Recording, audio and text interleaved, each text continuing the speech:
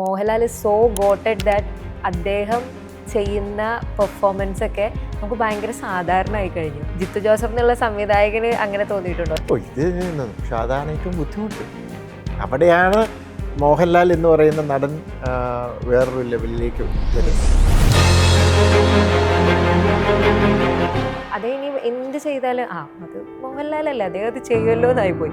അപ്പോൾ ജിത്തു ജോസഫ് എന്നുള്ള സംവിധായകന് അങ്ങനെ തോന്നിയിട്ടുണ്ടോ? ലൈക്ക് ജോർജ് കുട്ടീനെ അതിമനോഹരമായി സ്ക്രീനിൽ എത്തിച്ചു, പക്ഷെ മോഹൻലാൽ ആയതുകൊണ്ട് ആളുകൾ അത് നാച്ചുറലാണ്, അതങ്ങനെ ചെയ്യുമല്ലോ എന്ന് കമൻസ്. തീർച്ചയായിട്ടും നാച്ചുറലാണ്. നമുക്ക് ഏത് നടന്മാരും നന്നായിട്ട് അഭിനയിച്ചു എന്ന് തോന്നുന്നത് ആ നടൻ്റെ പ്രശ്നങ്ങളും വികാരങ്ങളും എല്ലാം നമുക്ക് ഫീൽ ചെയ്യുമ്പോൾ അത് അയാൾ നന്നായിട്ട് പെർഫോം ചെയ്തിട്ടുണ്ട്. ഇതിനകത്തൊരു പ്രോബ്ലം എന്നാണല്ലോ, ലാലേട്ടൻ ചെയ്യുന്ന ആ സീക്വൻസുകൾ നമുക്ക് കാണുമ്പോൾ, ഇപ്പോൾ ഉദാഹരണം ഞാൻ വേറെ പറയാം, നേരെന്ന് പറയുന്ന സിനിമയിൽ കുറേ ആൾക്കാർ ചോദിക്കുന്നുണ്ട് ഒരു നോർമൽ ക്യാരക്ടർ ഇതാന്ന് പറഞ്ഞു. ആ സട്ടിലിറ്റി അഭിനയിക്കാനാണ് ബുദ്ധിമുട്ട്.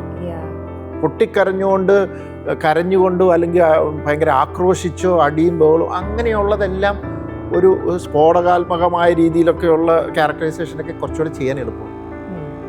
അതിൻ്റെ ആ ഒരു കൈയും കാലും എടുത്ത് ഫേഷ്യൽ എക്സ്പ്രഷനും അതും ഇതും ലൗഡ് സൗണ്ടിങ്ങും എല്ലാം കൂടെ വെച്ചിട്ട് ചെയ്യാം.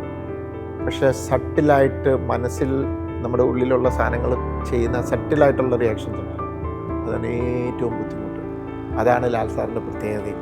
അതുകൊണ്ട് അദ്ദേഹം ഇത് സാധാരണ ഏറ്റവും ബുദ്ധിമുട്ട് അവിടെയാണ്. മോഹൻലാൽ എന്ന് പറയുന്ന നടൻ വേറൊരു ലെവലിലേക്ക് വരുന്നത്.